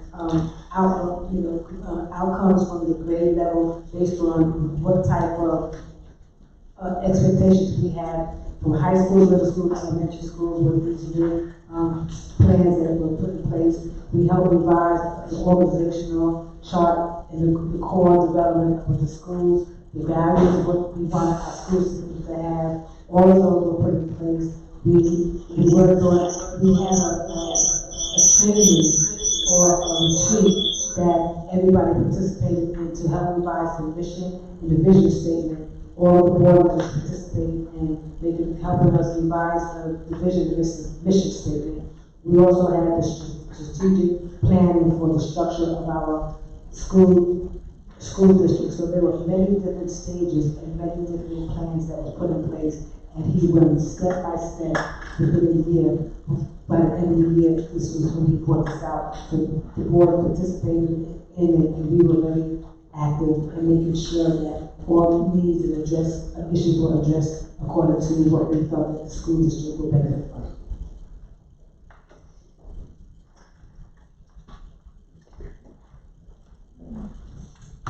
Thank you. This question is for everyone except Mr. El Karyani. To the other candidates, the audience wants to know, what do you think of the $6 million gift? It's a good question. What do you think about it? Sign me It's a up. good idea, a bad idea, no idea. What are your thoughts? It's in reference to the question that was asked before about where the $6 million is coming from and where it's going to. So some people in the audience want to know what the other candidates think about his gift. Okay, I'll start first. Number one, if Mr. El Karyani has $6 million to give, I'm going to be a lot nicer to him. Of course, that's, you know, when he said that, that was actually the League of Women Voters Forum that he mentioned that he had a gift for Teaneck, if I remember correctly. And the gift for Teaneck was that instead of building a new administrative building and refurbishing Eugene Field so that it could be a preschool, why don't we partner with some of the existing daycare and preschool facilities that already exist in Teaneck, some of which have actually recently built new classrooms, brand new ones. Dr. Irving was there, and actually, he brought it up also at a board meeting. Dr. Irving did mention that one of those facilities wasn't ready for this year, but they're ready for next year. Brand new facility, they've incurred the expense. So the idea is that, was the alternative of looking at other schools that already exist, classrooms that already exist in Teaneck, ready for preschool, how carefully was that looked at? And, he took the initiative, spoke to some of these schools, and a lot of them said, we have space. And it may not have been ready for last year, but it could be ready for next year. So why build a big building and why move our administrators if there are these resources in district? Maybe we can't get as many classrooms as we would if we completely rebuilt Eugene Field, but there would be a lot of room. And I think that's what he meant by $6 million comment. I don't think he meant it literal. Okay. Well, I appreciate a sure thing, and I do appreciate grants. So those were the 2 grants that we received, the 1.3 and then 1.4. The $2.7 million grants, those were sure things that we had. We were able to take advantage of that. And I do know that the district did contact 11 community-based organizations for possible collaboration. But because of the grant requirements, most of those schools did not meet the requirements of the square footage that was mandated by the grant. And those were specifically mandated in the grant to be accepted as a facility that's acceptable for the program. So because of those needs were not met, we were not able to utilize some of those classrooms that were offered to us. The other ones, like Marty said, some of them were not actually ready for the time that we needed our kids to be starting school in September. So we had to immediately, I think within 3 weeks, make adjustments so that we could have our kids ready for the first day of school, day 1. And so he made that happen as well. And the last point I want to say is that we had Eugene Field was the school for our students, kids. When I moved to New Jersey, Eugene Field was a school for our kids, and I appreciate the fact that we're able to make it back for our kids now. Thank you.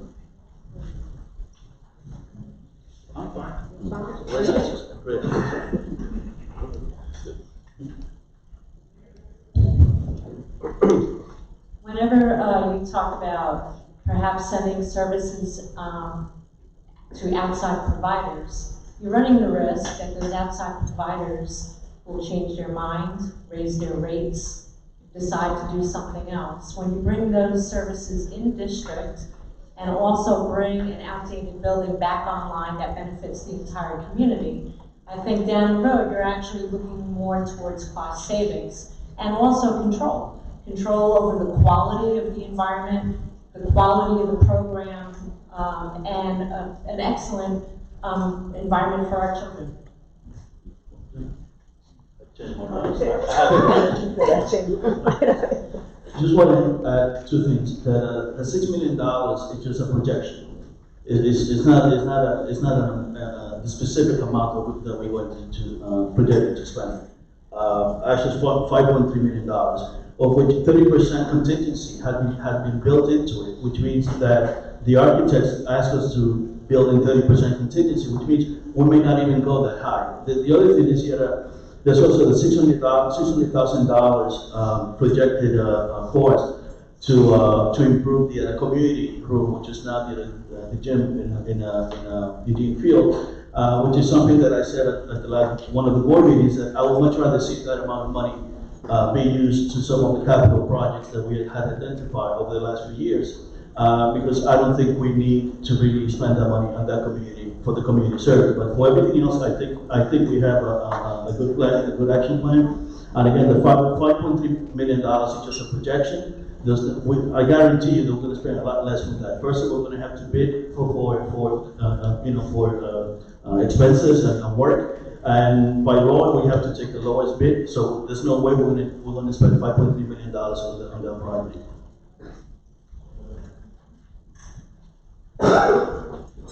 Okay, we're getting ready to wrap up. I know there's some people that say, my question wasn't answered. I'm hoping that you won't be too mad at me because we have to leave here.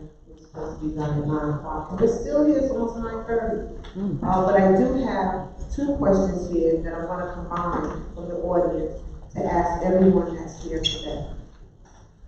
Each of you bring different skills to the table. But we would like to hear about key characteristics you will bring to the board. That's number 1. Number 2 is, what is the most important thing you have learned or observed as a current or former Teaneck Public School parent that will shape your decisions as a member of the Teaneck Board of Ed?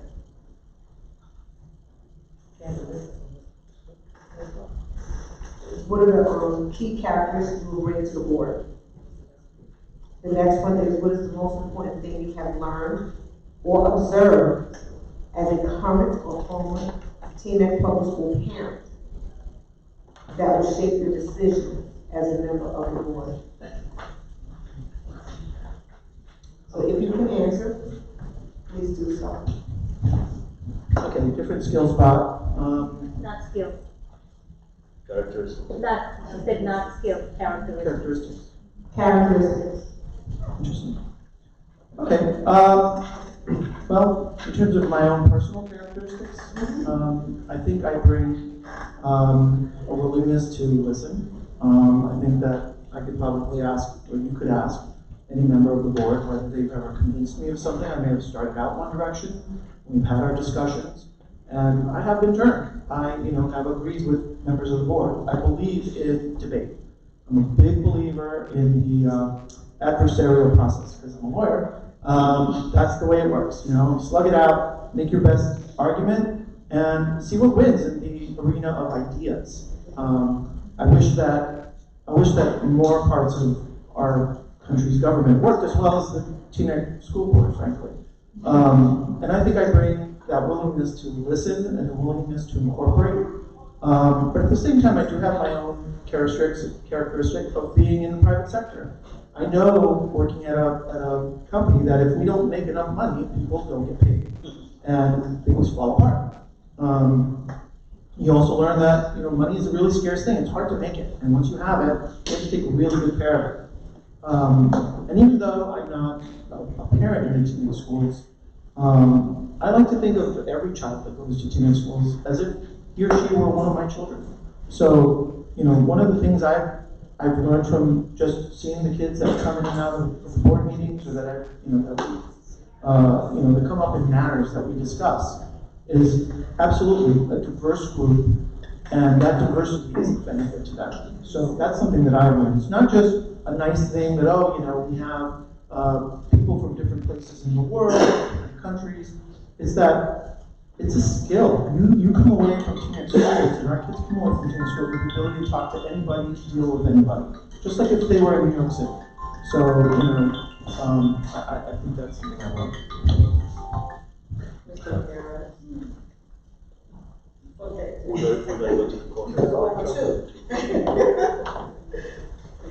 Okay, I would say key characteristics to the board. Some have seen, I don't know, I have a true compassion for education. As an educator, everyone knows that if you go to field of education, it's truly for love and not for money. Okay, so I do have compassion for education. I also have a passion for the champion of all of our students and, to succeed in our school district. So I always consider myself as one of those academic moms that wants to make sure, what can we do to make our students better, and what can we do to make sure that they exceed to the fullest extent. So those would be my key characteristics. And I think one of the most important things that I discovered of being on the board was that you do have to work collectively as a team. It is really good to see that we are all able to see different views and come out with one common goal, and that is to make sure that Teaneck schools and our students in Teaneck all succeed. For me, in terms of characteristics, my sense of community, my sense of family, my sense of equity, my sense as an immigrant, sense of working with people. Those are the things that are characteristics. What I learned is that you learn about teamwork, you learn about policy, you learn about board operations. You get to understand the kind of the restrictions that you have to work under as a board member. You can have the greatest idea, and if you don't get four of the people to agree with you, it's not going to mean anything. Right, Dr. Pruitt? His last, right? Negotiations, policy, law, regulations, all those things the board member have to operate within those parameters in order to do anything. I've been fortunate to have worked with 18 different board members, and I have learned from each one of them. And it has been a great experience. Whether we agree or disagree on policy, we have left it at that. It's never been personal, and to me, it has been a great experience. Yes.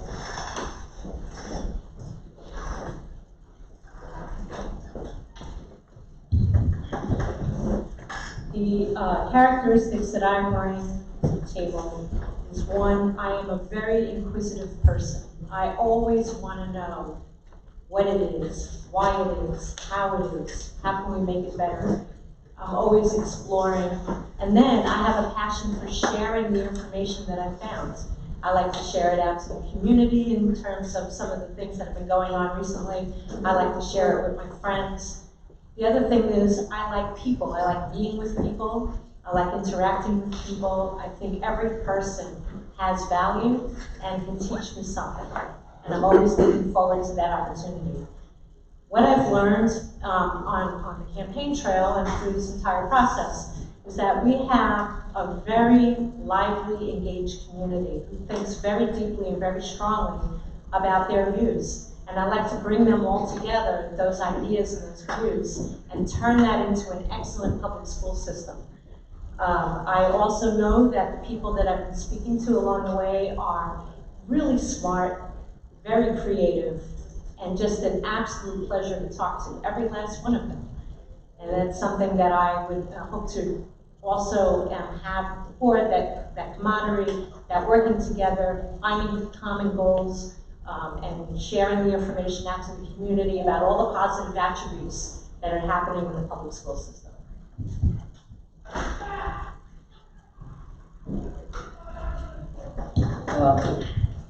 Excuse the excessive number of devices that I have here on this table, but I have to show you something which really tells you about who I am. When I bought this iPad about 4 years ago, they said, if you want to engrave something onto it, go ahead. And most people will engrave their number, their email address, their name. I can engrave something that says, only a life lived for others is a life worth living. So that's what I do. I serve. That's the characteristic that I have. I ran this campaign on initiative, not only on promises. When I said there is an idea, I went ahead and I picked up the phone and I called the people. I communicated with a lot of you here. I ran the ads on Facebook and I communicated and I responded and I picked up the phone and I met and I shook hands and I did everything that it takes. And I would like to bring that approach to schools. I'm not a past or current parent of a student at Teaneck schools. I'm a future parent of the Teaneck school member or student. And I'm all about the future. And I have to be very frank with you and tell you something. Like I said, I'm here for a heart-to-heart conversation. 9 out of 12 years that I've lived in America happen to be in Teaneck. This is home. I appreciate it. We're diverse in numbers, in demographics, etc. But I'm a member of a family of 8 siblings. We have never been at the same exact time, at the same exact location, ever. But I'm here with my Teaneck family. We're diverse, it's true, but I have to address the elephant in the room. We are here physically, but as a family, there is a lot of work that we can do to be together in heart. And I would like to bring that to the table, work with everyone, and see how we can bridge the differences between the different institutions in town, and the different areas of the town, and different people in the town. I would like to unite with you, and I'll do my best to do that, and communicate with you, because that's the key to a better district. Thank you.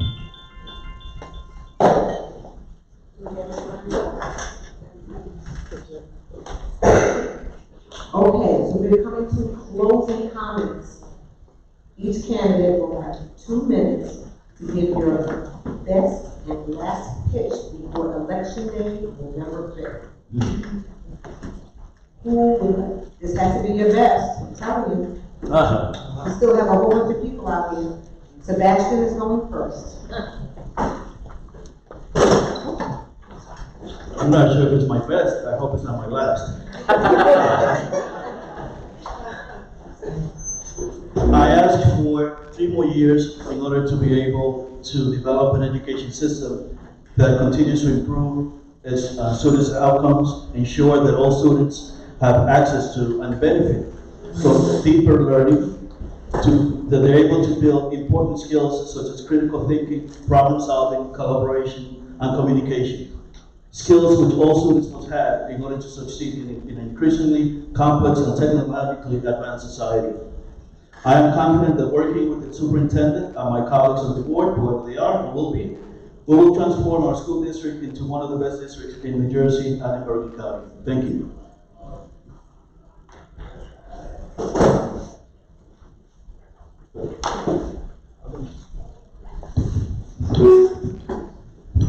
Okay.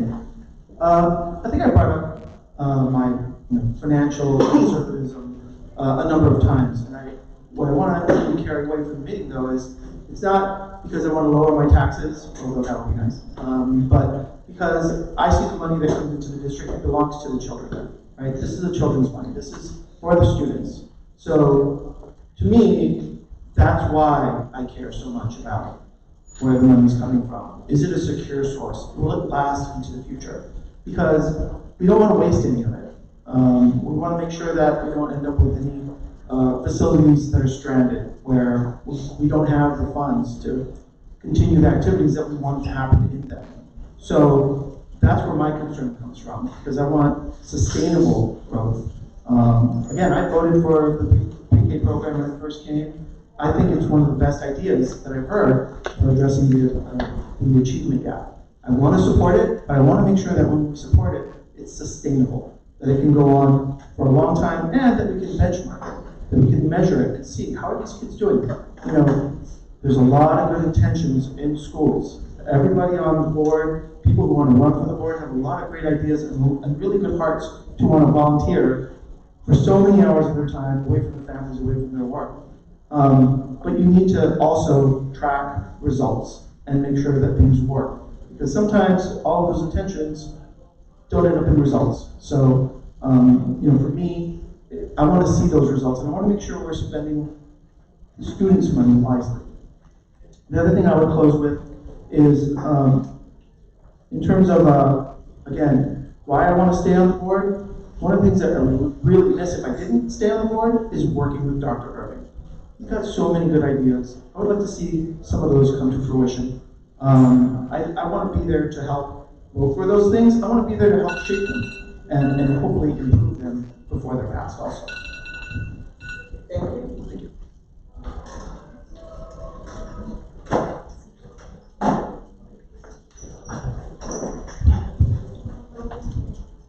I would like you to vote for me because I love to work with the people, to understand, but I'm an advocate more than anything else for public education.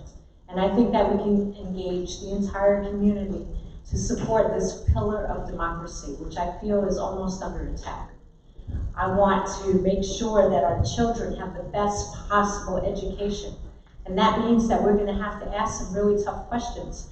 In this changing world, where every single day is presenting a new challenge and a new complexity, we have to prepare them for the best possible outcome. I have 33-year professional project management experience, where all I do is I bring people together. I've got a proven track record here in the community of working with people and having a positive outcome.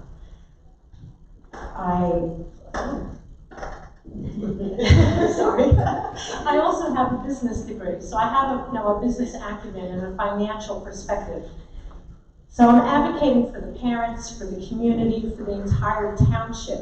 We're going to be holding the school system accountable to everybody, but most importantly, We're going to be holding the school system accountable to our children so that they can achieve everything to their fullest potential.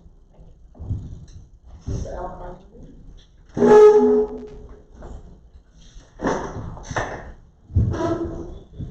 When I was doing my MBA at Fairleigh Dickinson University, I needed to do a capstone project. A lot of my colleagues went ahead and took the opportunity to work with companies in the pharma industry, in the finance industry, and my advisor called me crazy. So why are you calling me crazy? Like, why would you pick a children's museum to work on? It's not going to get you a job, it's not going to get you the connections. I worked as a youth director at a mosque, and when I had the opportunity to start serving in Teaneck, the first entity that I thought of was the Youth Advisory Board. I would like to bring that passion for children, although I don't have children, don't ask me why. I would like to bring that passion to get our children to succeed into fruition. But I have to be very pragmatic about it. I'm not going to wait to start being skeptical or asking the questions. I already am, and I went and I did the research. And I'm all about initiative. I am not giving you bullet points or promises. I went ahead and I took the initiatives to start doing the work with the end in mind. I committed myself already to the Board of Education. I committed myself to the school district already. There is no going back for me, regardless of the outcome of this election. I'm asking for your vote because I'll introduce to you a different perspective, a more thorough understanding of finance, and a sense of being pragmatic about the performance of our schools. Our children, and our parents, and our staff and teachers, and our nonprofit organizations that work with our district deserve the best use of your tax money into the classroom primarily, but on a more broader perspective, into the success of our children in Teaneck. Vote Martin Ramirez, number 3, Yasin Al-Karyani, number 5. Before everything, go out and vote. Thank you. All right. Ms. Sanders? Thank you. Once again, I'm asking for your support for me to continue to uphold our public school and to advocate for excellent education for all our students in Teaneck. I am dedicated to the academic advancement and success of children, and a vote for me would be my commitment to make sure our students have the Teaneck advantage, which is an excellent education. I have been on the board for 3 years, and during my tenure, I have been able to work in the community to maintain the legacy of quality and equitable education for all students. I want our schools to continue to be one of the most sought-after schools for other families who move to Teaneck so they can become engaged in our school and community and then create and share great stories of their own, better than my own experience. I want the success of the new strategic plan to create the opportunity for our school district to have multiple pathways for students to achieve success. I want to continue to support the expanded partnership with colleges and universities, such as Teaneck has with Fairleigh Dickinson University and Bloomfield College, affording our students opportunity for credit or merit through their scholarship program. I want to see a cradle to college pipeline by continuing to commit to our new preschool program, starting from the 2 grants of nearly $4 million our newly appointed superintendent secured. This summer, my class of 1979 had a class reunion, and we celebrated all the great memories and educational experience we received from the Teaneck Public Schools. It's a legacy that I am proud of because of the progress and enhancements in our public schools and all the lifelong successes that many achieve for having the Teaneck advantage. That's why I'm seeking re-election to continue to work on improving our schools so every child in the district can benefit and have a great story to tell. So, on November 5th, support the Teaneck 18, vote for column 1, columns 2, and column 4.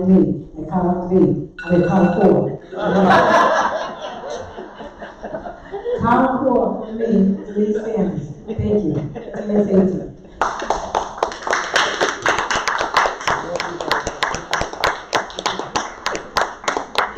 Thank you so much, all of you, for indulging us and answering the questions. I know these were really tough questions. I didn't go through them.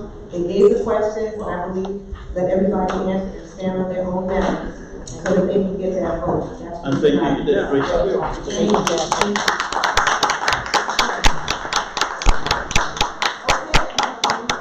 So we have had our 2019 Board of Ed We are to vote on November 5th.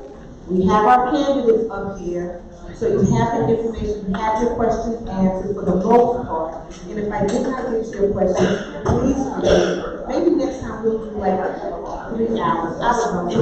We want people to have questions. Thank you all for coming out. Have a great night and I'll see